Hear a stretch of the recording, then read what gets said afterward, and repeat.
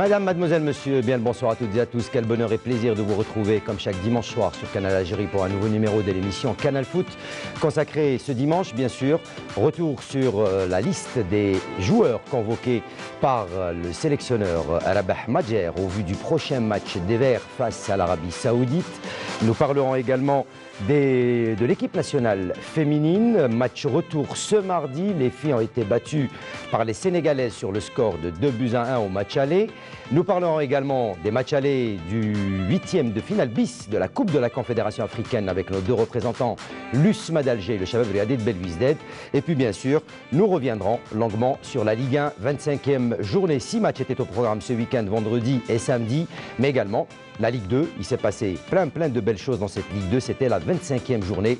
Nous en parlerons aussi avec nos consultants et mes collègues. Et avant de démarrer ce numéro de l'émission, permettez-moi tout d'abord de présenter nos sincères condoléances. Tout d'abord à la famille du jeune Bouyerman Abdelrahman, jeune joueur de l'USMA d'Alger, 20 ans, victime d'un arrêt cardiaque lors de son entraînement. Toute la famille du football, le président de la fédération, les membres de la Ligue présentent à la famille du défunt leurs sincères condoléances. Inna lillahi wa inna ilayhi raji'un. Et nous aussi, en tant que service des sports de la télévision algérienne, nous présentons nos sincères condoléances à la famille du défunt. Autre condoléances également à un grand nom du football national, un grand monsieur qui a tout donné pour le football algérien, Ammar Ammour, qui malheureusement a perdu son fils âgé à peine de 7 ans.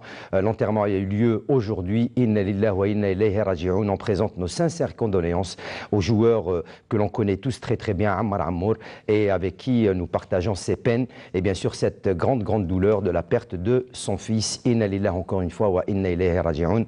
Rabbi yarham les deux défunts.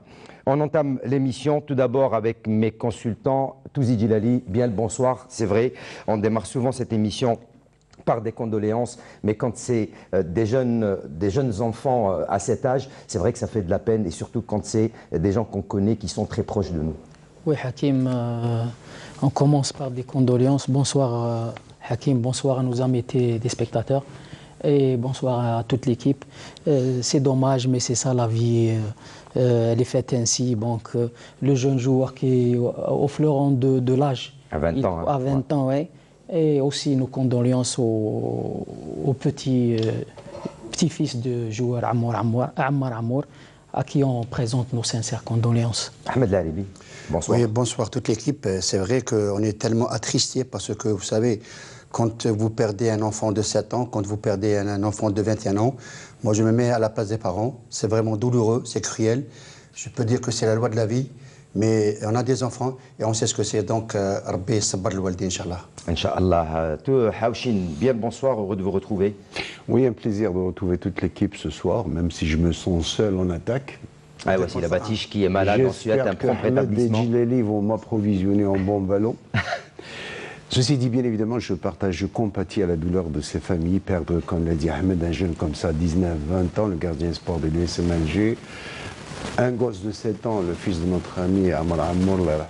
Donc toutes nos compassions et nos sincères condoléances, bien évidemment, notre profonde sympathie pour les deux familles. Eh bien, inna lillahi encore une fois, inna ilayhi raji'un. Et un petit coucou, un prompt rétablissement à notre collègue Wassila Batiche qui est avec une angine qu'on salue des studios. Voilà donc pour cette entame d'émission. Comme chaque dimanche, nous débutons notre rendez-vous sport avec l'équipe nationale et ça sera juste après le jingle.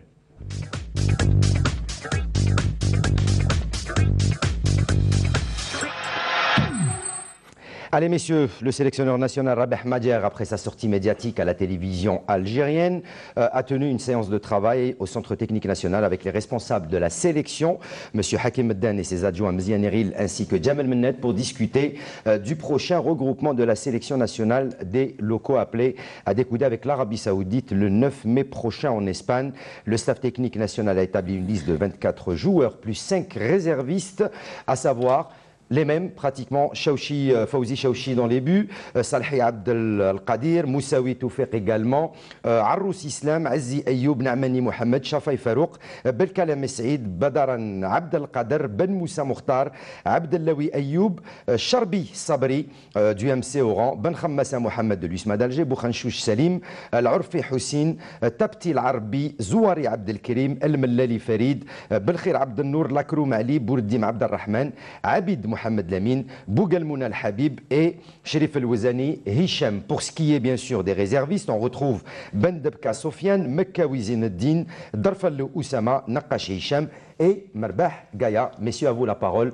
Le match face à l'Arabie Saoudite et la liste des joueurs convoqués par le sélectionneur national avec 5 réservistes pour cette fois-ci en plus. Oui, mais je pense que c'est une très bonne chose quand même de faire une véritable revue d'effectifs, surtout pour les jeunes fleurons du football algérien qui sont appelés locaux, à prendre la relève, bien évidemment des joueurs locaux, mais c'est bien qu'il y ait, sauf que, je ne sais pas, personnellement je trouve que c'est un peu loin. Le 9 mai, ça fait un peu plus d'un mois quand même. Oui. Hein.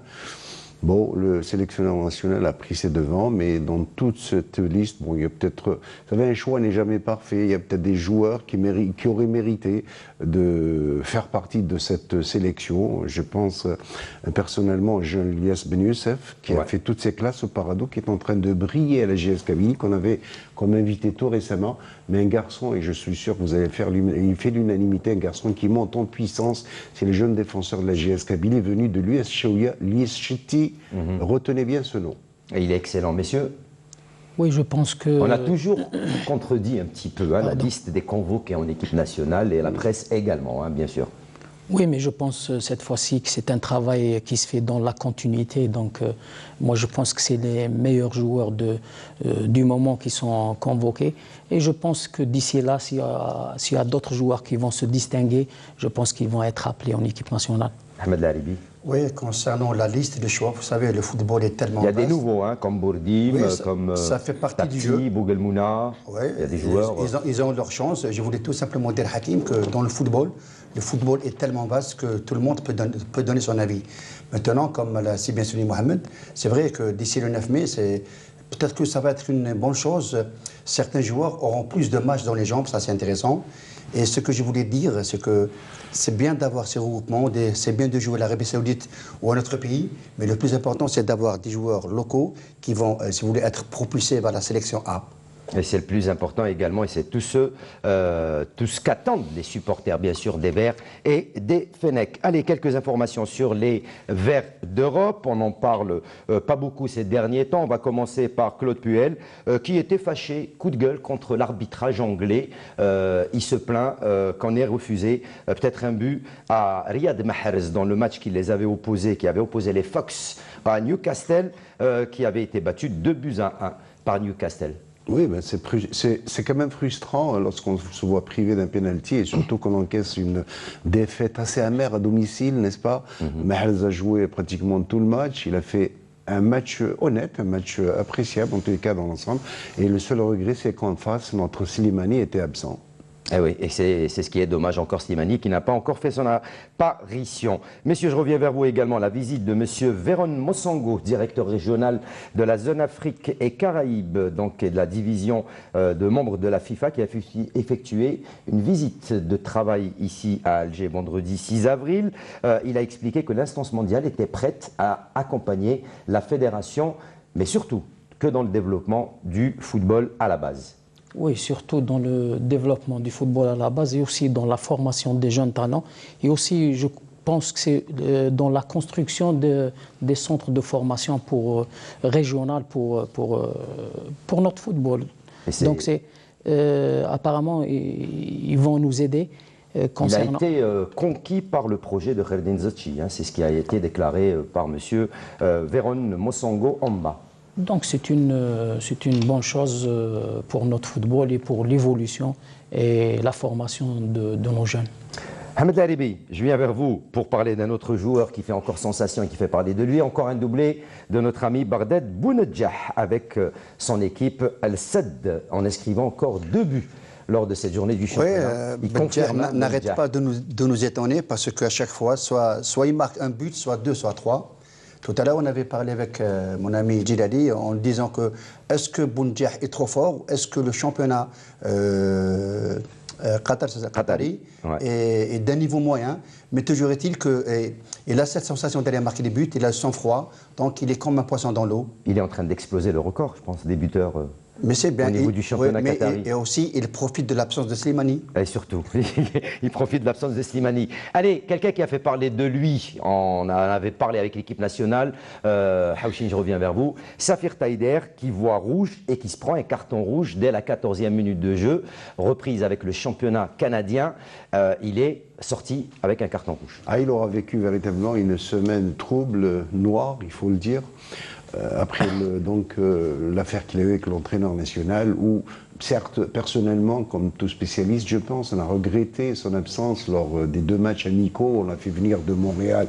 C'est vrai que sa frustration était très grande. Il n'a pas joué contre la Tanzanie, il n'a pas joué contre l'Iran. Et bon, ma foi, il a eu bien du mal, en tout cas, à ruminer ses idées noires. Mais ceci dit, moi, je ne partage pas un peu sa sortie enflammée contre l'entraîneur national. C'est pas comme ça qu'on peut régler ces problèmes. Je l'ai écouté personnellement sur la radio nationale. Il n'a pas été tendre avec... je dis, je respecte le choix de l'entraîneur, mais d'un côté, il traite son entraîneur national de menteur. Ça, c'est pas bon. Et il a aggravé sa situation. C'est dommage, un charmant garçon. Il se fait expulser à la 14e minute avec son équipe, l'Impact de Montréal. Ils prennent 4 Pajot, 4-0. Ma foi, je peux vous dire que Rémi Garde, son entraîneur français, il a trouvé à redire, qu'il a dit que si Taider n'avait pas été expulsé à 11 contre 11, on aurait pu faire un bon résultat. Tout a basculé malheureusement après son expulsion dès la 14e minute de jeu. Un quart d'heure de jeu. Allez, on va terminer. Vous n'êtes pas arbitre, messieurs, mais ça va vous faire peut-être plaisir pour les arbitres. Les meilleurs arbitres du mondial Russie toucheront un salaire fixe de 57 000 € et percevront une prime de 2 500 € par match dirigé.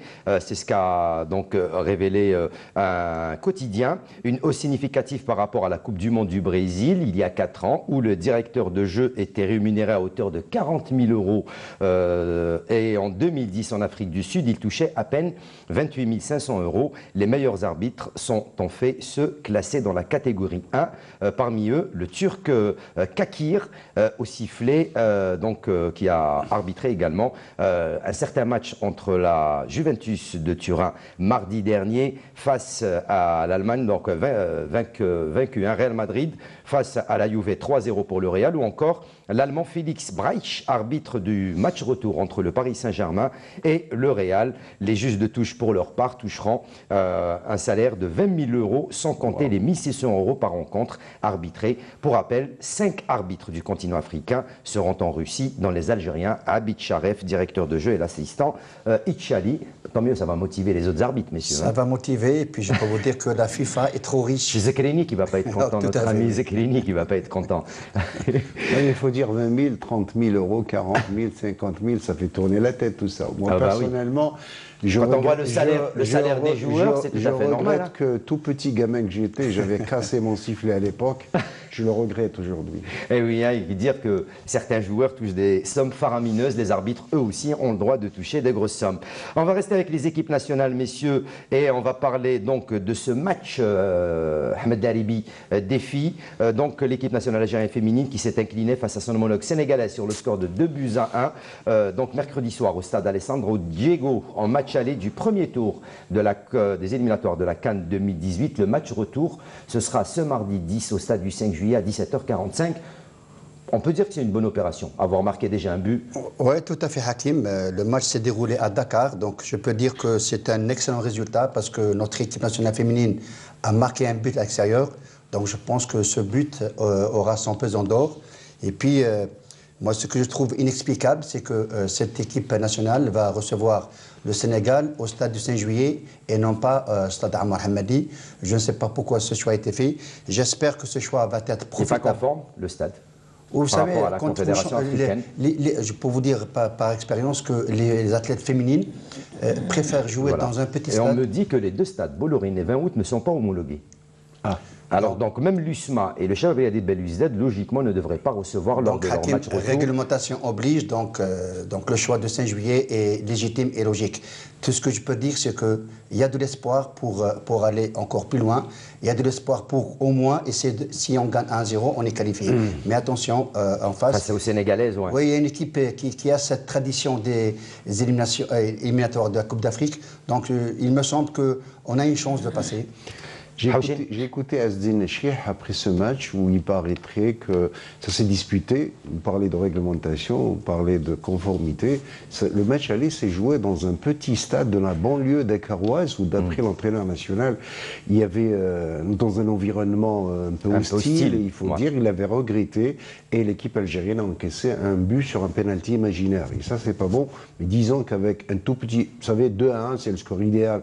Donc un petit but et voir nos filles se qualifier pour le deuxième tour, c'est encourageant, bien évidemment, pour l'avenir du football féminin. Touzi, rapidement. Oui, est-ce que le choix du terrain gazonné, ça a été choisi, ça a été prémédité ou ça a été... Peut-être c'est les joueuses Au départ, c'était prévu au stade Omar Hamadi. Parce que peut-être c'est les joueuses aussi qui ont demandé à jouer sur du gazon.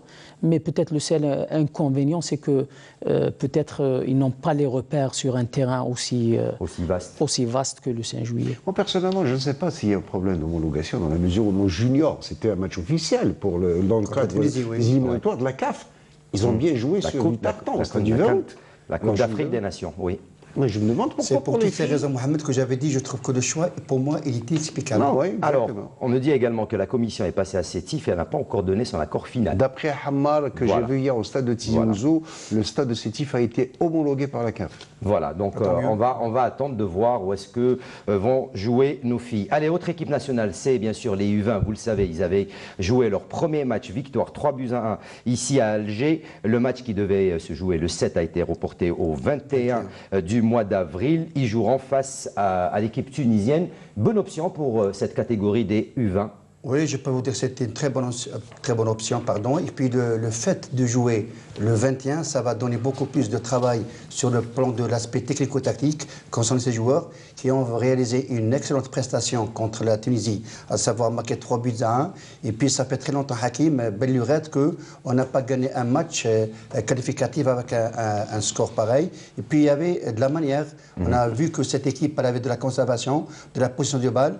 C'est vrai que sur le plan animation offensive, ça tarde à venir, mais je peux vous dire que pour le travail ne fait que commencer. Oui, c'est une équipe qui vient d'être mise en place, ça fait presque 4 mois. C'est vraiment encourageant, il y a beaucoup d'espoir avec cette sélection. Touzi, vous qui connaissez bien les jeunes. Oui, on l'a dit, bon, on a eu l'occasion de commenter le match. Bon, c'était sur le plan de la qualité du jeu, on avait une équipe nationale époustouflante, mais l'équipe tunisienne n'a pas encore dit son dernier mot parce que c'est une équipe très coriace, avec un gabarit important. Peut-être ça va se jouer aussi sur les balles arrêtées au match retour. Il faut faire très attention. Il va falloir être très vigilant. Très rapidement également, Hawchin. Oui, je sais que chez nous, on insiste malheureusement à chaque fois sur le résultat coûte que coûte, qualification ou pas qualification. Vous savez, ce sont des phases de formation, même pour nos jeunes, qui vont leur permettre de s'aguerrir. Moi, je m'intéresse beaucoup plus au fond. Comme l'a dit Ahmed, s'il y a un bon fond de jeu, je pense que c'est encourageant pour ces jeunes qui sont appelés un jour à reprendre le flambeau de l'équipe senior. Si vous me permettez une petite précision, pour vous dire que quels que soient les résultats du match retour, cette équipe, cette sélection va toujours continuer à travailler avec le même groupe. Tant mieux. Et autre sélection qui va commencer le travail, ça sera à partir du 9 de ce mois d'avril jusqu'au 15, le tournoi UNAF des U15 ans qui débutera ce 9, ça se passera à Tlemcen. Malheureusement, défection de 2 formations, à savoir celle du Maroc et de la Mauritanie. Et ce tournoi de l'UNAF se jouera entre 3 équipes, l'Algérie, la Tunisie et la Libye, qui se disputeront donc cette compétition sous forme d'un mini-championnat. C'est toujours bon. Les U15, ça fait longtemps qu'on ne les a pas vus, ça fait longtemps qu'on ne les voit pas. Ils vont pouvoir montrer ce dont ils sont capables et ça sera face donc aux Tunisiens et aux Libyens à partir du 9 et jusqu'au 15, ça sera à Tlemcen. C'est une bonne chose que le football, voilà. J'allais dire tout à l'heure, pourquoi les filles, pourquoi pas les faire jouer à Oran, pourquoi pas à Sétif, et que nos jeunes aillent jouer à Tlemcen. Moi, je pense que c'est une bonne chose quand même que d'aller goûter à l'ambiance de tous les stades d'Algérie. Mais je rigolais tout à l'heure quand j'ai lu Hier, je crois, une équipe nationale de cross-country qui s'est rentrée en Jordanie. Voilà. Ils arrivent là-bas et disent mais il n'y a pas de tournoi. Le championnat arabe, non, il a été annulé tout simplement. Voilà. N'a même pas informé la fédération algérienne. Moi, je trouve ça pas sérieux du tout. Et c'est dommage. Messieurs, les U15, très vite, on passe à autre chose. Oui, ça démontre qu'il y a une pyramide qui est en train de se construire. Donc ils ont commencé peut-être par le U20, U21, U21, U20, maintenant c'est les U15. Je pense qu'il y a un travail de continuité. Les U17, les U15. Oui, les U15, donc il y a un travail de complémentarité qui est en train de se faire. Mais espérons qu'en cas d'échec, on ne va pas effacer et revenir. Voilà, ça j'en doute. Oui, Hakim, vous savez, c'est ce qui est vraiment intéressant à mes yeux, c'est que dans cette catégorie d'âge, les U15, c'est vraiment bien d'affronter et la Libye et la Tunisie, parce que d'abord, c'est des joueurs qui vont enlever ce complexe, parce qu'on n'a pas tellement la possibilité et la tradition de jouer contre la Tunisie, contre la Libye, mais c'est intéressant pour le devenir de ces petits jeunes joueurs. Oui, Touzi, vous voulez rajouter une petite parenthèse. D'après les dires du directeur technique national, cette équipe U15, ça sera la future équipe olympique. Eh ben, c'est un travail de longue haleine. De longue haleine. Ouais. Allez, messieurs, on va parler également un petit peu d'arbitrage. Vous le savez, tout le monde s'y met maintenant, que ce soit dans les cafés, chez le boucher, chez le boulanger. Tout le monde devient arbitre, tout le monde décide de critiquer le travail de l'arbitrage. Tout le monde est expert. Voilà, tout le monde est expert. Et nous, la presse, on a eu la chance, peut-être, quelqu'un qui est peut-être un petit peu décrié, hein, notre ami Zekhelini, qui est peut-être des fois un petit peu critiqué sur ses prises de position par rapport aux décisions d'arbitre, eh ben, a fait une conférence et s'est retrouvé avec la presse algérienne pour expliquer un peu à tous ceux qui travaillent dans le monde du sport la nouvelle réglementation du football pour que tout le monde soit au courant de la nouvelle réglementation et des explications données même par lui des fois sur certains plateaux de télévision où il prend carrément on va dire le taureau par les cornes, hein. Il dit franchement les choses. On le connaît, Zekhelini, c'est quelqu'un qui présente la chose d'une manière assez euphorique, hein, donc en rigolant, etc. Bon, c'est vrai que ça ne plaît pas à tout le monde, mais ça reste quand même une bonne chose que la presse, elle, reçoit des formations dans le domaine du sport, que ce soit en football, que ce soit en arbitrage, que ce soit dans les autres disciplines, même en judo, en karaté, en natation, pour qu'on puisse connaître la réglementation et qu'on puisse transmettre convenablement l'information aux téléspectateurs. Moi, je trouve que c'est une excellente chose dans la mesure où les journalistes doivent s'informer, doivent maîtriser les lois du jeu. C'est quelque chose de tout à fait normal. Moi, personnellement, il y a quelques années, j'étais responsable au niveau d'une ligue de Wilaya. Je peux vous assurer que j'assistais à des stages de jeunes arbitres où j'ai beaucoup appris. Alors ça vous aide bien évidemment à avoir un certain jugement dans des matchs où il y a bien évidemment des choses à refaire, à redire, etc. Et sur ce plan-là, c'est une très très bonne chose que d'initier nos confrères tous les journées. Personnellement, j'aurais su... J'ai pas été au courant, j'aurais peut-être assisté à cette réunion avec notre ami Zekhelini. Oui, Touzi. Oui, Hakim, le football, il évolue, donc le football, techniquement, il évolue.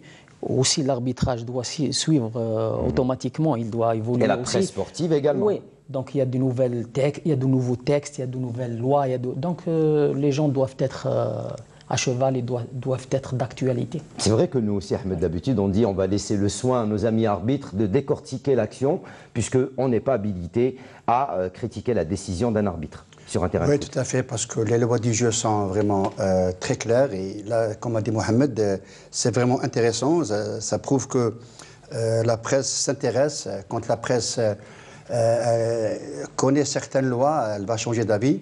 Mais ce que j'ai envie de dire, c'est que je vais essayer de proposer autre chose. Est-ce que je vais en parler avec Zekhelini, s'il peut accompagner au niveau des clubs des divisions 1, hein, division 2, c'est-à-dire envoyer des arbitres vers la fin de la semaine dans un vestiaire, et chaque arbitre va essayer de discuter avec les jeunes et leur expliquer les différentes lois. Les nouvelles lois du football. Allez, on va accélérer, messieurs. On va passer à une autre compétition, la Coupe de la Confédération africaine, 8e de finale bis, avec nos deux représentants, l'USMA d'Alger, qui, elle, a réussi à aller chercher un très bon score de son déplacement du côté de chez les Nigérians des Plateaux United, 2-1. Défaite donc de l'USMA d'Alger face à cette équipe donc des Plateaux United.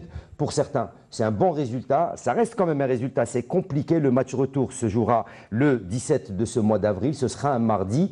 Mais l'USMA d'Alger a déjà fait peut-être un grand pas vers la qualification, vers la phase de poule. Tout à fait, Hakim. Je pense que l'USMA Alger a fait un grand pas vers la qualification. Surtout le fait d'avoir marqué un but à l'extérieur qui peut avoir son pesant d'or, qui peut avoir, il peut avoir son atout pour le match retour. Oui, exactement. Mohamed Haouchine, on avait également un petit peu, peut-être pas critiqué, mais parler un petit peu de cette situation au sein de l'USMA d'Alger. Déjà 5 joueurs en moins pour ce déplacement. On avait parlé de l'arrivée d'un nouvel entraîneur la saison prochaine, Bedou Zeki, en remplacement de Miloud Hamdi. Est-ce que vous ne pensez pas que cette manière de faire peut déstabiliser l'USMA d'Alger avant la fin de la saison? Ah oui, sincèrement, bon, c'est vrai que l'USM Alger n'a pas été gâté par toutes ces blessures. Évidemment, ça pèse très lourd dans ce genre de déplacement, surtout lorsqu'on va dans le lointain Nigeria. Mais personnellement, j'étais quelque peu surpris par le recrutement d'un nouvel entraîneur. Alors qu'il y a un entraîneur qui est en place, il faut peut-être le laisser terminer la saison, le laisser travailler en toute sincérité, en toute naïveté, en toute détermination pour décider. Les dirigeants de l'USM Alger ont le droit de décider, mais je pense que ils ont préféré peut-être devancer les choses? Devancer les choses, mais c'est un manque de respect pour l'entraîneur en place. Moi, je le dis en toute sincérité. Et sur ce plan-là, j'estime que, bon, l'USM Alger a fait un bon résultat, ça fait 2-1 avec 1-0 au match retour, vous êtes qualifié, n'est-ce pas? Et contre le Plateau United, c'est le champion sortant du Nigeria, il ne faut pas l'oublier. Par contre, la tâche risque d'être un peu plus difficile pour le Serbe. Belouizdad, 1-0, c'est une bonne chose, mais il va falloir marquer 2 buts au retour. Et l'ASEC Mimosa, le fait d'avoir fait 1-0, moi je connais l'ambiance du stade Oufouette-Boigny d'Abidjan, je peux vous assurer que l'ASEC, c'est le club le plus populaire de Côte d'Ivoire, et ils ont des milliers de supporters qu'ils appellent d'ailleurs les actionnaires, c'est un peu comme les sociaux en Espagne. Je peux vous assurer que le bruitage, ça va derrière, et chapeau en tous les cas, moi j'applaudis les Belouizdadi. Ahmed Laribi, je reviens vers vous, un club que vous chérissez, que vous connaissez, donc le Chabab de Belouizdad qui a été battu cet après-midi. Le match s'est joué à 15h par l'ASEC Mimosa, 1-0 en déplacement. Un score qui n'est pas très lourd, qui est peut-être à la portée des Belouizdadi, qui reviennent doucement en cette fin de saison. D'abord, il faut souligner une chose, qu'ils ont essayé de laver un petit peu l'affront de 2001 par le score de 7-1. Ça, c'est intéressant. Aujourd'hui, moi, je suis très content pour cette équipe parce qu'elle a été amoindrie par deux joueurs, et non pas des moindres, qui sont Harriet et Draoui, dans le compartiment milieu de terrain. Donc, quelque part, M. Taoussé Rachid peut-être a su concocter un véritable dispositif parce que 1-0, comme a dit Mohamed, c'est jouable. Mais attention, il faut se rappelle également de ce fameux 7-0 il y a quelques années. Donc, on avait expliqué le pourquoi de 7-0 la semaine passée.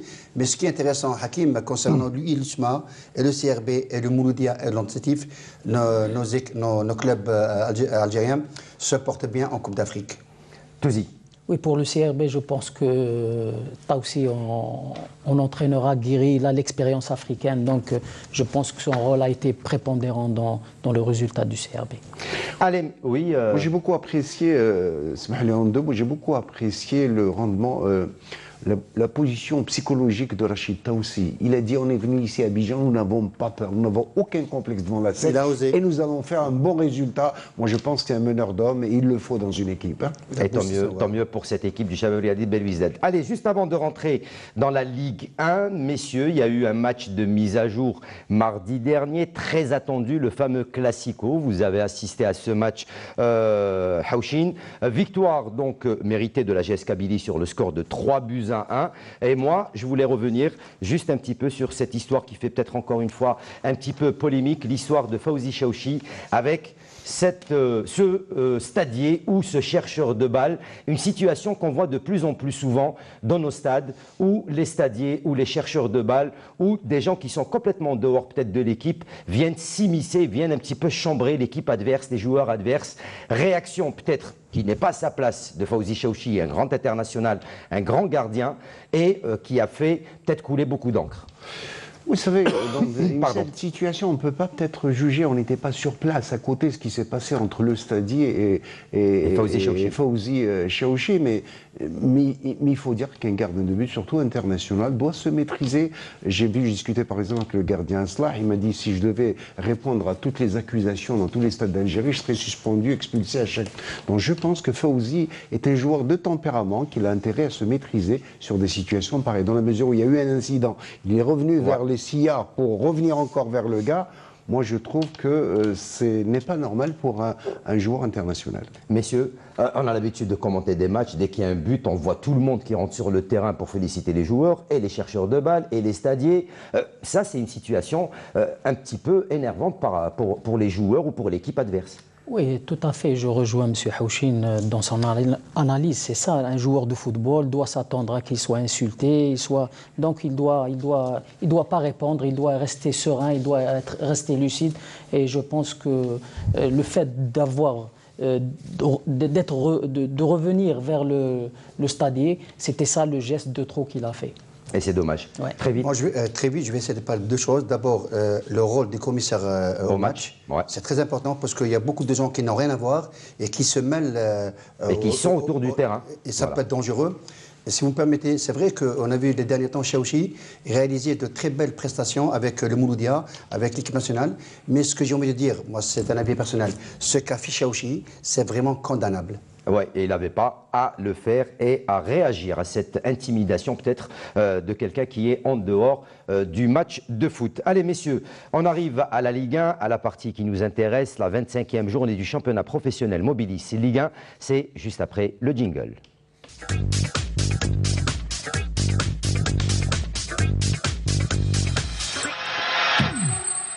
Allez messieurs, une 25e journée amputée de 2 rencontres, celle qui devait opposer le MC Oran Chabab Liadid Belouizdad reportée au 13 avril et celle de l'USMA d'Alger face à l'Olympique de Médéa également le 13 avril prochain en raison de la participation de l'USMA et du Chabab Liadid Belouizdad au 8e de finale bis de la Coupe de la Confédération africaine.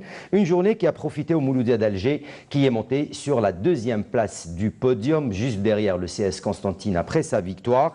Et on va commencer directement par le premier match de cette 25e journée. Ahmed Laribi, je viens vers vous. On a eu l'occasion de commenter cette rencontre ensemble. L'AGS Saoura qui recevait le leader et l'AGS Saoura qui s'impose 1-0. Oui, c'est vrai qu'on a vu ce match pendant presque 12 minutes de jeu. Moi, j'avais le pressentiment que cette équipe de CSC allait au moins repartir de Béchar avec au moins un point. Ça n'a pas été fait parce que cette équipe de la GS Saoura a pris presque 1 minute de jeu. Elle a repris le monopole du jeu. Hors-jeu ou pas hors-jeu? Voilà. On le revoit ici bien au ralenti, au départ du ballon. Djalit qui revient d'une situation d'hors-jeu. Voilà. L'arbitre a refusé le but déjà. Oui, je voulais dire que le CSC, de par sa manière de jouer, c'est une équipe qui est restée avec tout son bloc équipe scotché derrière. Ça lui a valu le penalty. C'est vrai, tout à l'heure, on avait discuté avec Mohamed Houchine. C'était un penalty, on peut en discuter. On va le revoir au ralenti. Il est sur cette action, le penalty. Voilà. Oui, mais Hakim, ce qu'il faut souligner, c'est qu'avant ce penalty, Ben Cherifa était trop excité. Donc peut-être que Djalit a eu le dessus parce qu'il a provoqué. Donc ça a été un penalty que l'arbitre a sifflé. Bon, on ne peut pas en discuter. Mais ce qui est vraiment, pour moi, frustrant, le CSC avait la possibilité soit de repartir avec un nul, soit si elle avait osé et attaqué, repartir avec les 3 points. Donc, quelque part, cette équipe CSC, elle doit rebondir au prochain match parce que ça commence à se resserrer. Et Bourdim, qui a fait un excellent match, qui a été convoqué également en équipe nationale, donc bon, le prochain stage des locaux, a été derrière peut-être un petit peu la victoire de la GS Saoura dans ce match. Oui, Bourdim, c'est véritable métronome de cette équipe de Saoura et toutes les balles passent par lui, donc il est très intelligent dans son jeu. Il a une véritable lecture de jeu, donc j'espère que ça va continuer pour lui. Touzi Djilali, deuxième match, je viens vers vous. Le Nasser Hussein Dey, tenu en échec à domicile par l'USM Al-Harrach, tenu en échec ou bonne opération de l'USM Al-Harrach qui est allé chercher un point du match nul. Oui, Hakim, au vu du classement des deux équipes, le match était important pour les deux équipes. Une équipe du net qui joue carrément le podium.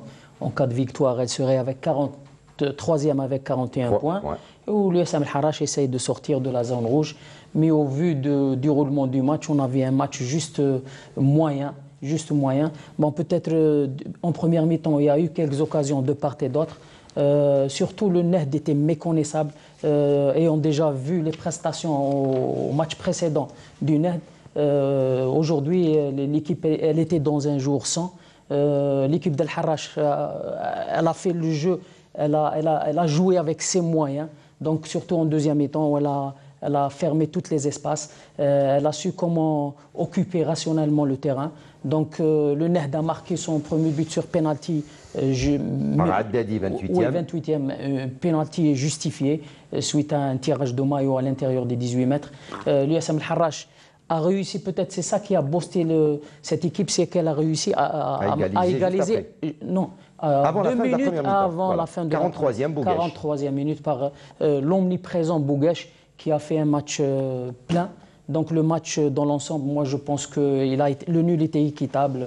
Peut-être le Harracha a gagné 1 point et le Nehd a perdu 2 points. Et il y avait un très bon gardien, Harrachi. Là, on revient au match de la GS Kabylie qui recevait l'entente de Sétif, Haouchine et la GSK qui enregistre sa 2e victoire d'affilée. Mon Dieu, quelle intensité dans ce match, dans un stade du 1er novembre, archi comble comme mardi dernier. Ils étaient en tout cas 25 000 spectateurs qui ont porté au nu, ils ont bousculé cette équipe de la GS Kabylie, la porté au nu bien évidemment, une équipe de la GSK qui a heurté, s'est confrontée donc à une très très bonne défense sétifienne, une équipe de Sétif qui jouait sa place sur le podium. L'équipe de la GS Kabylie a poussé durant toute la partie et il a fallu attendre véritablement vers la fin de la partie pratiquement. Alors 77e minute de jeu pour voir donc Ben Youssef. Alors regardez sur ce ratage avec un excellent Zarba qui a fait un très très beau match, l'ancien gardien Harachi, une équipe de la GSK qui est d'ailleurs supportée par tous les anciens joueurs du Jumbo Jet, les Abdeslam, les Amara, les Aiboud, même Moussa Saïb est venu hier de France pour encourager. C'était beau à voir toute cette communion entre les anciens joueurs de la GS Kabylie et les actuels Canaries. Et vous voyez donc une équipe de la GS Kabylie qui a son trait. Regardez le jeune Chetty, excellent ce garçon qui confirme. Regardez le contrôle du gauche de Lies. Ben Youssef, celui qu'on a invité tout récemment, qu'il a été remplaçant cette fois-ci encore. Le malheur des uns fait le bonheur des autres. Hamar a été blessé à la 39e minute de jeu, il est sorti. Il a laissé sa place à Lies Ben Youssef qui a éclaté, il a explosé, il a crevé l'écran pour offrir le but de la victoire à la 77e minute de jeu, à 13 minutes de la fin. Regardez ce contrôle orienté du gauche, enchaîné du gauche, du coup de pied, délacé comme on dit, pour la placer. Zarba ne pouvait absolument rien. C'était très bon. En tous les cas, c'est le genre de but qu'on voudrait faire voir et revoir dans nos écoles de football, alors que la partie s'est déroulée dans une grande sportivité. Et le président Hamar, tout comme le staff technique Ben Chikha et Melek Zorgan, ont eu à l'apprécier. C'est ce qu'il faut voir dans nos stades. Et oui, et donc c'est vrai que c'est le CSC qui n'a pas profité donc de cette journée, lui qui avait été battu, donc je le rappelle, par la GS Saoura sur le score d'1-0.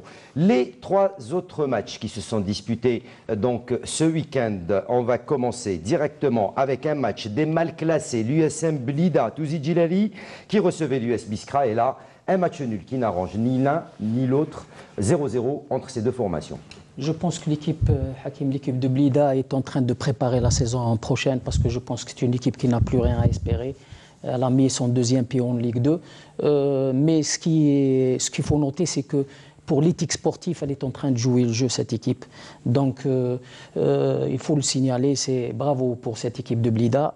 Concernant Biskra, c'est une... Ils ont dominé Biskra en première mi-temps, hein, ils ont tout tenté. Biskra, ils sont devant le fait accompli. Et il fallait gagner ce match et empocher les 3 points parce que la victoire était impérative pour cette équipe. Parce qu'au compte final, 1 point peut-être ne sera pas suffisant pour le maintien de cette équipe.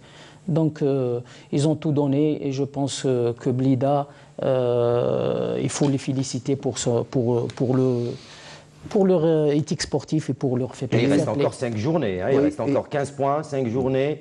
Ils vont encore nous sortir de bons petits matchs. Il y a eu beaucoup de ratages des deux côtés. Des deux côtés, ouais. Des deux côtés, on est en train de revoir les quelques occasions manquées de part et d'autre. Et voilà les dernières actions également de l'USM Blida qui ont tout tenté. Parce que l'équipe de Blida, ils jouent sans pression, ils jouent sans calcul, c'est pour ça qu'ils sont libérés, donc ils se font plaisir de jouer. C'est ça qui fait qu'il y a eu beaucoup de ratages des deux côtés. Allez, voilà, donc on revoit encore ces actions. Et donc le score nul, 2-0 partout, qui n'arrange pas surtout l'US Biskra qui s'en veulent d'avoir peut-être raté une belle occasion devant une équipe qui, comme vous l'avez dit, Touzi Djilali, est pratiquement reléguée en 2e division pour la saison prochaine. Et je crois que l'USM Biskra a pris 2 points sur 9 points possibles sur les 3 derniers matchs. Ça fait beaucoup tout ça. Allez, autre match qu'on va suivre, donc le 5e, c'est celui qu'on a commenté ensemble, Ahmed Laribi, le Difat Tajnant qui recevait l'USM Bel Abbès, et victoire du Difat Tajnant sur le score d'1-0. Oui, qui dit mieux, cette équipe de Tajnant, elle a réussi à avoir 2 victoires consécutives la semaine passée contre la GS Saoura par 2-0. Hier, elle avait battu très beau but également de Fadloul qu'on a hein. commenté, c'est vrai. Contrôle du pied droit et suite à un enchaînement au pied gauche, il a trompé la vigilance de Roule. C'est un peu comme celui de Ben Youssef, sauf qu'il n'est pas en pleine lucarne. Oui, mais ça s'est réalisé dans les airs, alors que Ben Youssef, il a posé le ballon au sol.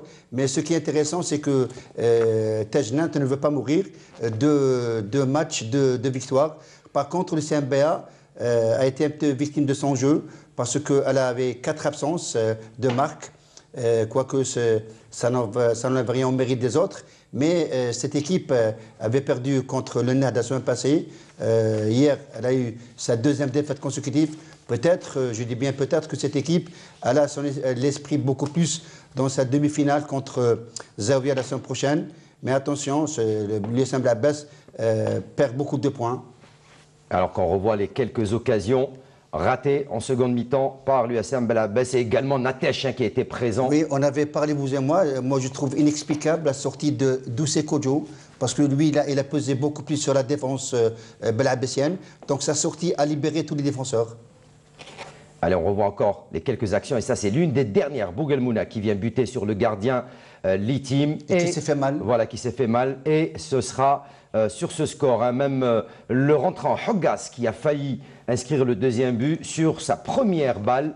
Et malheureusement, ils n'ont pas pu faire autrement. Il y avait un excellent rôle, pardon, j'avais dit Natesh, un excellent rôle dans les buts. Allez, le dernier match pour faire terminer Haouchine, le Mouloudia d'Alger qui cartonne devant le Paradou Athletic Club, 5-1. C'était au stade Omar Hamadi. Et oui, dans un stade plein comme un œuf et tout acquis au Mouloudia d'Alger, l'équipe de Mouloudia d'Alger a réussi un très beau sursaut d'orgueil après sa surprenante défaite de mardi dernier à Tizi Ouzou face à une très bonne équipe de la JS Kabylie qui a réussi le match de la saison, bien évidemment, pour essayer de sauver sa place. Le Mouloudia qui a très bien démarré, il marque 2 buts en moins d'1 quart d'heure, tenez-vous bien, Souiba 7e minute de jeu et Deraja 14e minute de jeu, de quoi assommer cette équipe du Paradou. On revoit donc ces buts précoces de la part du Mouloudia d'Alger, ce qui a fait plaisir au peuple du Mouloudia d'Alger. Ils sont là bien évidemment pour fêter et on voit donc ce 2e but, regardez, où la défense du Paradou a pris de l'eau incroyable sur ces 2 premiers buts, donc un départ en fanfare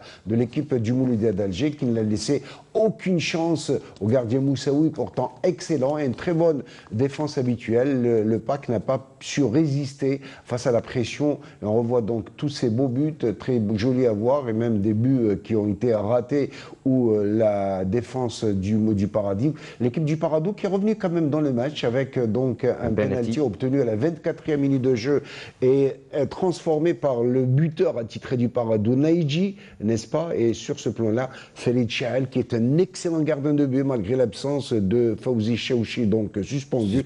Félix Chael ne pouvait rien, bien sûr. Et bien évidemment, si vous ne voyez pas que ce diable de Deraja va creuser l'écart encore avant la mi-temps, la 38e minute de jeu, c'en était trop pour les jeunes du Paradou qui espéraient revenir dans le match. Et l'écart de 2 buts avant la mi-temps, ça pèse très lourd. Et bien évidemment, une équipe du Paradou qui en 2e mi-temps, on voit donc qu'ils n'ont rien lâché, les Mouloudiens n'ont rien lâché, ils ont appuyé encore sur les champignons pour essayer d'enfoncer les infortunés joueurs du Paradou. Regardez, c'est la rage de Deraja à la 38e minute de jeu. Il a inscrit un joli doublé, l'attaquant mouloudéen, et on parle de la DSN, la DNS, il y a Deraja Souba qui a marqué, sauf que Nakash n'était pas à la fête, dommage pour lui. Et on voit donc cette équipe du Paradou essayer de revenir dans le match, mais c'était trop tard, puisque à la 71e minute de jeu, on verra ce diable de Bendebra enfoncer le clou sur ce match pour porter l'Estocade à 4-1. C'était trop lourd pour cette équipe. Il y avait beaucoup de ratés aussi. Hein, bien évidemment, qui a baissé pavillon. Regardez toutes ces séquences incroyables. Regardez sur cette balle où Bendebra a profité de la zizanie de la défense du Paradou pour mettre cette balle 4-1. La messe était dite, comme dirait l'autre. Une équipe du Paradou qui n'a pas pu supporter la pression, qui aura certainement compris qu'en Ligue 1, les grands matchs, ça se dispute, c'est très difficile. Vous voyez pas que la cerise sur le gâteau Et justement pour Belair, l'ancien attaquant belabésien, qui s'est fait le plaisir, en tout cas, d'inscrire un 5e but à la 92e minute de jeu. Allez, 11 buts seulement ont été inscrits lors de cette 25e journée du championnat professionnel Mobilis Ligue 1. On rappelle que 2 matchs ont été reportés à une date ultérieure, à savoir le 13 avril prochain. Celui qui doit opposer le MC Oran au Shabab Riadi de Belouizdad, ça se passera du côté d'Oran, et l'USMA d'Alger qui affrontera l'Olympique de Médéa. Résultat complet, classement, mais également le programme de la 26e journée. On vous le rappelle que le week-end prochain, pas de journée de championnat pour la Ligue 1, puisqu'on jouera les matchs de Coupe d'Algérie. 2 matchs sont au programme. Shabab, la GS Kabylie qui affrontera le Mouloudia d'Alger au stade Shahid Hamlaoui de Constantine, et l'USM Belabès qui recevra et qui affrontera le CR Zaouia. Ce sera du côté de Belabès. Résultat, classement et programme de la 26e journée.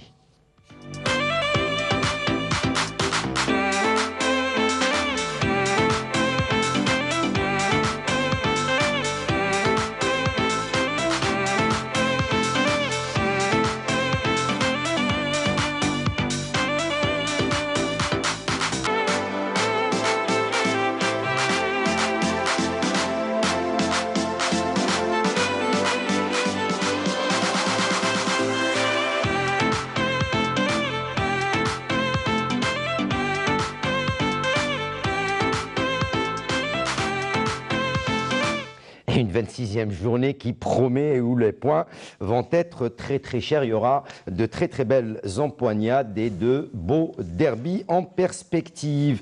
On arrive à la Ligue 2. On a joué également pour le compte de la 25e journée. Et un match qui a retenu l'attention lors de cette 25e journée, c'était le derby entre la GSM Béjaïa et le MOB de Béjaïa. On va voir tout ça juste après le jingle.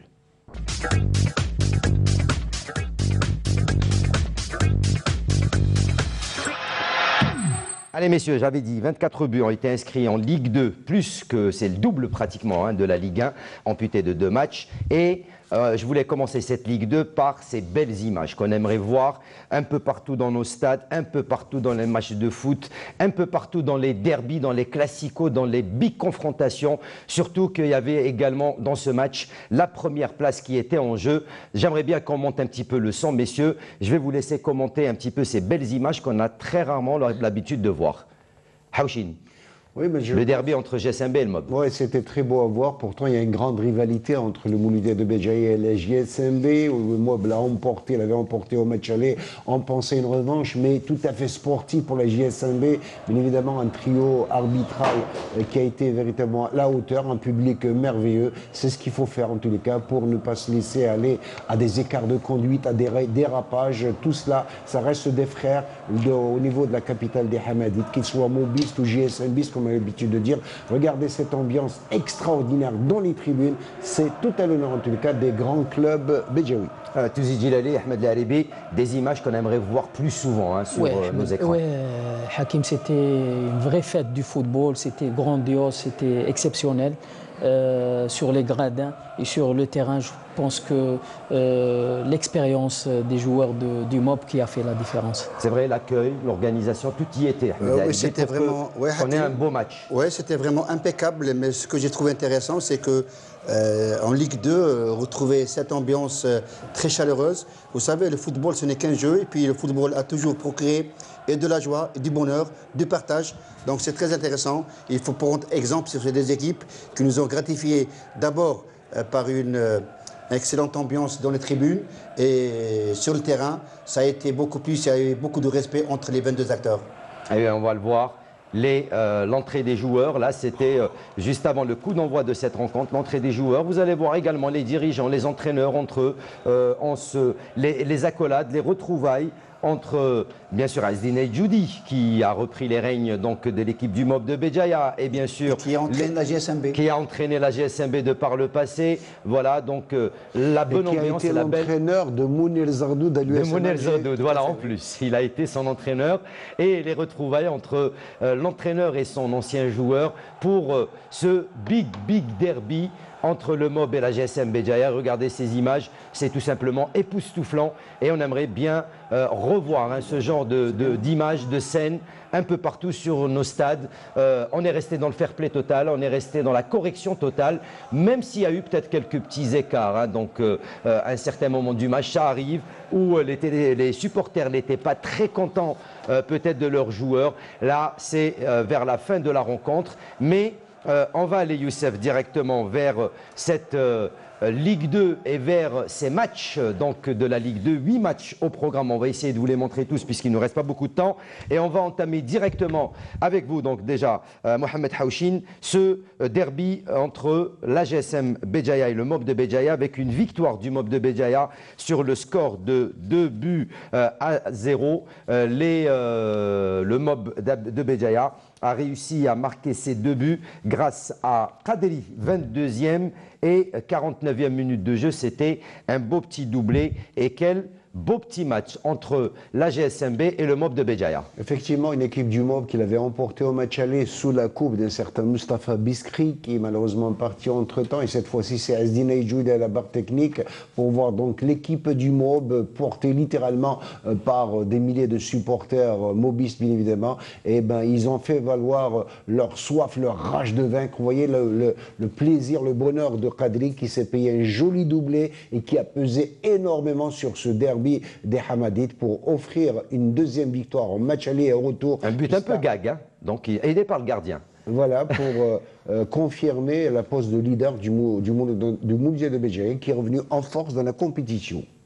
Et voilà, on va avoir quelques actions également de la GSM Béjaïa qui a tout tenté pour essayer de revenir dans ce match. Malheureusement, ils ont buté sur un bon gardien. Il y a eu beaucoup de ratés également, beaucoup de balles qui passent à côté. Vous allez voir également le 2e but marqué par cette équipe. Voilà, donc déjà cette occasion. Donc le but, lui, le ballon n'a pas passé la ligne. On va le revoir au ralenti, bien sûr. Le but n'est pas passé. Et donc, même si on a crié peut-être au but, mais il a touché la transversale, le menton gauche du gardien, et il est ressorti. Et c'est pas passé du tout. Voilà, on le revoit sur cette image. Il n'y avait pas but. Il n'y avait pas but. La GSM Béjaïa qui va continuer à pousser, qui va essayer de revenir. Et malheureusement, sur une erreur, voilà le 2e but marqué par, encore une fois, le jeune donc Kadri, 49e minute de jeu qui va sceller définitivement le sort de la rencontre et donner donc les 3 points à la GSM Béjaïa. Messieurs, très rapidement sur ce derby algérois, Touzi Djileli. Béjaoui, pardon, j'ai dit algérois. Oui, peut-être, je l'ai dit auparavant, c'est que l'expérience et l'opportunisme de cette équipe du MOB a fini par l'emporter. Et c'est tant mieux pour cette équipe qui a démontré depuis l'entame du championnat que c'est une équipe qu'il faudra compter sur elle. Sur elle. Ahmed Alibi. Oui, c'est un derby très intéressant qui est revenu au MOB. Le MOB a bien joué, elle a été réaliste, efficace. Et puis elle a mis fin à une série de bons résultats à l'image de Zerdoud et son équipe.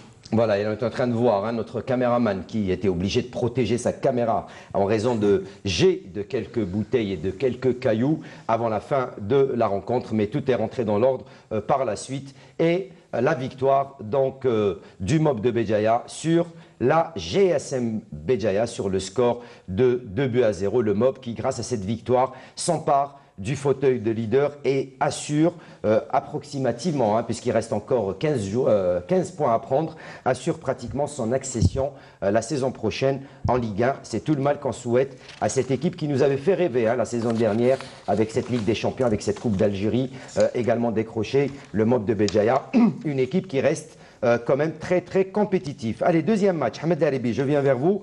Ain Melilla qui recevait l'Azmo d'Oran et victoire de Ain Melilla qui reprend le fauteuil de Dauphin, 2-1 face à l'Azmo d'Oran. Oui, Ain Melilla qui avait perdu la semaine passée à Saïda par 2-0. Elle a su comment rebondir et en face, il y avait une équipe vraiment très joueuse. Oui. Et là, cette équipe de Ain Melilla a toujours démontré qu'à domicile, elle est vraiment intraitable, elle est difficile à faire jouer. Et là, le résultat est là, il y a eu 3 points, c'est le plus important. Elle a été tenue en échec par l'Azmo d'Oran. Ils ont forcé la décision dans les dernières minutes de la partie à Ain Mlila. Ain Mlila, oui, sur penalty. Donc les buts de cette rencontre ont été marqués par Sahbi, 34e sur penalty. Agoun, 83e pour l'AS Ain Mlila. Et c'était Hadji qui avait égalisé, qui avait ouvert la marque pour l'Azmo d'Oran à la 32e minute de jeu.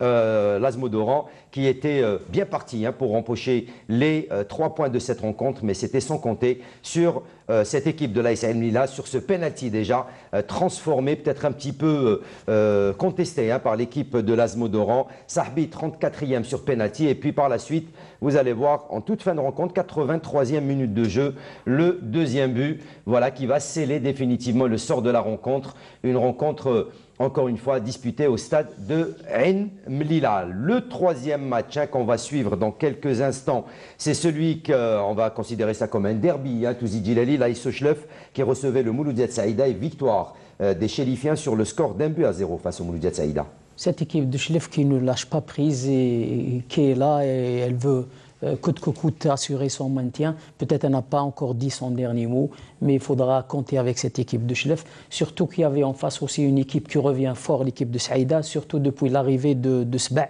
Donc cette équipe, elle est revenue dans la course au titre, mais je pense que Chlef est bien à l'embuscade pour pouvoir accéder. Surtout depuis qu'elle a été reprise par l'ancien joueur international Samir Zawi, après le départ d'El Hadi Khzal qui est à l'US Biskra, et Samir Zawi a la main heureuse, puisque là il a fait remonter vers la 4e place au bas du podium. Qui est très proche des joueurs.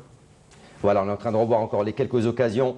Donc pour cette formation de Saïda qui a pratiqué un très beau football, malheureusement, ils sont tombés sur une équipe accrocheuse, l'AS Sochlef qui s'impose 1-0. 4e rencontre, je reviens vers vous, Ahmed Laribi, le RC Kouba, qui lui va s'imposer devant le Raliad Mascara sur le score de 2-1 au stade de Kouba. Oui, le RC Kouba qui ne veut pas mourir, elle a réussi à battre le GC Mascara. Et Mascara, je peux vous dire qu'elle a presque, je ne vais pas dire un pied, mais les 2 pieds en division inférieure. Kouba lutte avec ses moyens. Kouba qui a vraiment peiné dans la phase arrière parce qu'elle était SDF. La phase autour, elle a alterné le bon et le moins bon, mais elle y tient toujours. Le Rallye Mascari qui n'est pas encore condamné, il est qu'à 3 points du non relégable. Vous savez, vous avez 25 points pour le Cap de Batna et le Moulid Alma, et eux ils n'ont que 22 points. Donc il y a encore une dernière chance. C'est compliqué. Il reste 15 points. À 3 points. Ouais, c'est compliqué. Oui, peut-être. Avec une différence de moins 11. Voilà, donc, et on va voir également le deuxième but. Les buts donc, pour le RC Kouba sont signés Amran, 47e minute de jeu en première mi-temps, Metref, 68e, Metref, qui revient très fort. Et puis c'est Lahmiri, 81e, qui avait réduit la marque pour le Ralia de Mascara. Voilà les dernières occasions de cette confrontation entre le RC Kouba et le Rallye de Mascara. Kouba qui creuse les 4 points sur le premier non relégable, c'est appréciable en tous les cas pour une équipe de Kouba qui a pataugé un peu dans les bas-fonds du classement il y a quelques temps de cela. Et surtout, donc, en entame de saison, qui jouait à l'extérieur. Regardez un petit peu toutes ces occasions ratées. Encore une fois, Metref, la lourde frappe dégagée par le gardien et la réduction du score. Quel beau but également, il a laissé le gardien planté sur sa ligne, le joueur Lahmeri, 81e, qui va réduire la marque pour le Rallye de Mascara. Victoire donc du RC Kouba sur le score de 2-1. On va terminer avec le dernier match où il y a eu le plus grand nombre de buts, 5-1 au total. Incroyable le Wydad de Tlemcen qui bat le Cap de Bordeaux. Oui, incroyable naufrage bordien, qui l'aurait dit en tous les cas face à une bonne équipe du Wydad de Tlemcen. 5-1 pour une équipe qui jouait le premier rôle, n'est-ce pas, en haut, ce qui a provoqué. Ils sont encore 5e, Cap de Bordeaux. D'accord, mais là, ils ont toujours une chance. 5 pages sur un match pareil, d'ailleurs, ça a entraîné la démission de notre ami Liamine Bourlala. Il a déposé cette démission en tant qu'entraîneur du Kaba. Ça prouve que rien ne va plus, c'est dommage. Il est vrai qu'il a été privé de son capitaine d'équipe, Koussela Berchiche, qui a marqué 2 buts la semaine dernière et qui s'est fait expulser stupidement malheureusement. Et ça a pesé dans la balance. Ils ont effectué un long déplacement jusqu'à Tlemcen et le Wydad s'est montré intraitable. Il a craché le feu. Regardez toutes ces occasions ratées de la part le Cap de des Borgiens. Regardez, ils ont attaqué plusieurs fois et lorsqu'ils sont effondrés, lorsque la machine wydadiste a commencé à flamber, bien évidemment, regardez donc ce penalty contesté on va le voir au ralenti, de quelques centimètres. faute à l'intérieur de la surface ou à l'extérieur, on n'en sera pas, à moins quand même les décamètres de la Fédération algérienne de football, je vais dire de la Ligue, pour peser en tous les cas. C'était le tournant du match et bien évidemment, les gars de Tlemcen se sont donnés à cœur joie pour s'offrir la plus large victoire de la journée et certainement de la saison. Eh oui, 5 buts à 1 avec des buts signés Balatraj, 23e, 52e sur penalty. El Habiri, 43e, 74e et 87e sur penalty. Un triplé pour El Habiri. Le Borj avait réduit la marque par Messadia à la 55e minute de jeu. Messieurs, très rapidement, Touzi Ahmed Laribi, le Wydad de Tlemcen, qui grâce à cette victoire souffle, mais ne change en rien la position du cap de Borj Baralej qui reste quand même 5e au classement avec 41 points. Oui, tout à fait. Il me semble que Tlemcen a réalisé la meilleure performance de sa saison, marquant 5 buts à Cap Baralej, qui renferme en son sein de véritables joueurs qui ont cette expérience de l'accession. Mais c'est comme ça, c'est ça le football. Tant mieux pour Tlemcen, et le Cap Baralej n'a pas marché, n'a pas bien géré ce match, et donc elle a encaissé 5 buts. L'air tlemcenien n'a pas réussi au Borgien. Touzi Leli. Non, du côté de le Borj, on parlait de la démission de Bougarara la semaine passée, avant ce match. Donc je pense que c'est ça qui a un petit peu affecté. Qui a fait déborder le vase. Ça a un petit peu affecté le moral de ces joueurs. Et le Wydad de Tlemcen qui avait une différence négative de -4 qui efface son addition, qui revient à 0. Mais je pense que c'est encourageant pour la suite du parcours pour les Tlemceniens. Allez, voilà donc pour ce qui était de cette 25e journée de la Ligue 2. On va voir les résultats complets et le classement de cette 25e journée avec bien sûr la 26e journée. Ce sera le samedi 14 avril prochain. Et là, ça va être encore compliqué puisqu'on va rentrer dans la dernière ligne de ce championnat professionnel Mobilis Ligue 2. Résultats, classement et programme de la Ligue 2.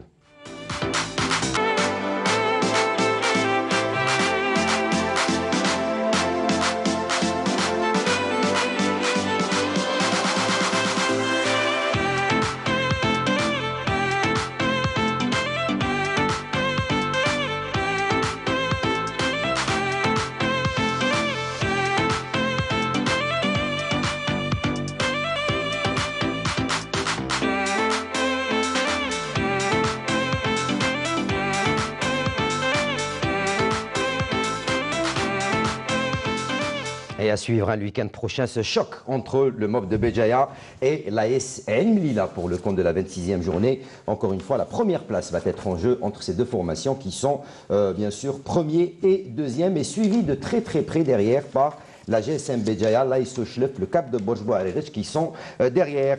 Messieurs, on arrive à la fin de ce numéro, c'est passé très vite bien sûr. On n'oubliera pas de rappeler à nos chers amis téléspectateurs que si jamais vous voulez revoir cette émission, ou bien sûr les émissions de Canal Algérie, vous avez à votre disposition la page Facebook et bien sûr la page YouTube de Canal Algérie sur lesquelles vous pouvez revoir toutes les émissions de Canal Algérie et les émissions sport de Canal Algérie. Merci à vous messieurs.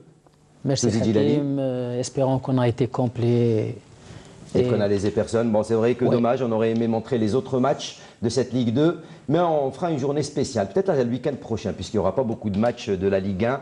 Et il y aura 2 matchs de Ligue 1 et 2 matchs de Coupe d'Algérie. On pourra donc réellement débattre sur cette Ligue 2 qui va arriver à sa fin très bientôt. Oui, Hakim, espérons que la semaine prochaine, on aura du temps pour décortiquer cette Ligue 2 et pouvoir éclaircir nos téléspectateurs. C'est noté. Ahmed Laribi, merci. C'est moi qui vous remercie, Hakim. Mais si vous permettez rapidement, j'ai envie de parler de la JSK, non pas des 2 matchs qu'elle a gagnés contre la Mouloudia et contre le Sétif. Je suis vraiment très impressionné par, si vous voulez, cette mobilisation générale. Autour du club.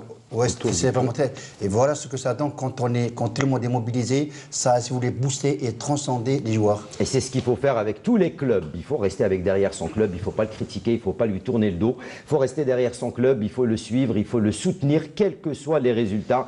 Haouchine, merci, quel plaisir comme à chaque fois. Oui, plaisir hautement partagé, sauf que je tenais à dire ce soir que je suis peiné de la disparition de mon cousin Smaïn Amerouche, décédé dimanche dernier, juste après l'émission quand je suis rentré donc. Un ancien chef de service municipal, un ancien volleyeur de la JS Kabylie des années 70. Il est parti trop tôt, à 70 en tous les cas. Toutes nos condoléances à ses enfants, à sa femme et à toute la famille Amerouche. Eh bien merci et nos sincères condoléances à la famille Amerouche. Voilà ce qui va clôturer ce numéro de l'émission Canal Canal Foot. Merci à toute l'équipe technique de la Régie 2, à leur tête notre réalisatrice Amel Benbatouche, notre script Youssef Issaed.